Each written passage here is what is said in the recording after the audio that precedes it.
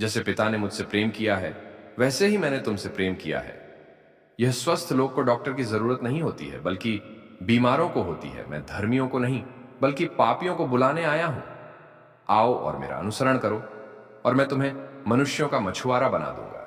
लिखा है, मनुष्य केवल रोटी पर नहीं, बल्कि ईश्वर के मुख से निकले हर वचन पर जीवित रहेगा।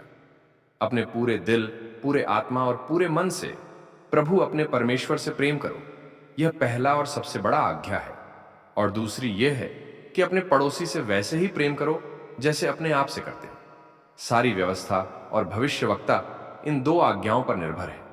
क्योंकि यदि आप दूसरों को उनके पापों के लिए माफ करते हो, तो आपका स्वर्गीय पिता भी आपको माफ करेगा। कोई भी व्यक्ति दो स्वामियों की सेवा नहीं कर सकता। या तो वह एक से घृणा करेगा और दूसरे से प्रेम करेगा, या वह एक के प्रति समर्पित रहेगा और दूसरे को तुच्छ मानेगा। आप दोनों परमेश्वर और धन की सेवा नहीं कर सकते। यदि आप पूर्ण होना चाहते हैं, तो जो कुछ भी आपके पास है उसे बेच दें और गरीबों को दें, और स्वर्ग में आपका खजाना होगा। आओ और मेरा अनुसरण करो। और फिर मैं तुमसे कहता हूं, ऊंट का सुई के छेद से गुजरना एक धनी व्यक्ति के परमेश्वर के राज्य में प्रवेश करने से आसान है।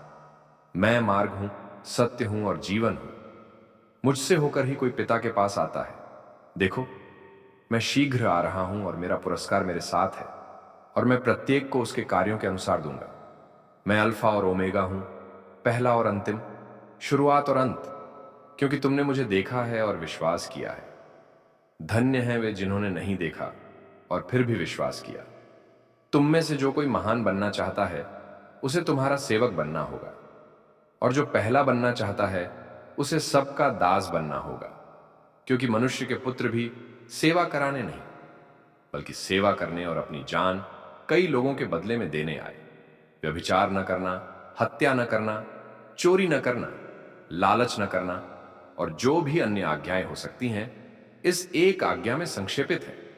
अपने पड़ोसी से वैसे ही प्रेम करो जैसे अपने आप से करते हो।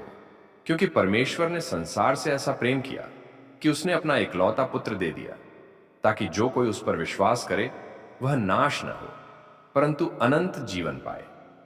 क्योंकि परमेश्वर ने अपने पुत्र को संसार की न्याय करने नहीं, बल्कि संसार को बचाने के लिए भेजा। और जो कोई मेरे कारण घर या भाई या बहन या पिता या माता या बच्चे या खेत छोड़ दे, वह 100 गुना पाएगा और अनंत जीवन का उत्तराधिकारी होगा। धन्य हैं वे जो आत्मा में निर्धन हैं, क्योंकि स्वर्ग का राज्य उन्हीं का है। धन्य हैं वे जो शोक करते हैं, क्योंकि उन्हें सांत्वना मिलेगी। धन्य हैं वे जो विनम्र हैं, क्योंकि वे पृथ्वी के अधिकारी होंगे। धन्य हैं वे जो धार्मिकता के भूखे और प्यासे हैं, क्योंकि वे तृप्त होंगे।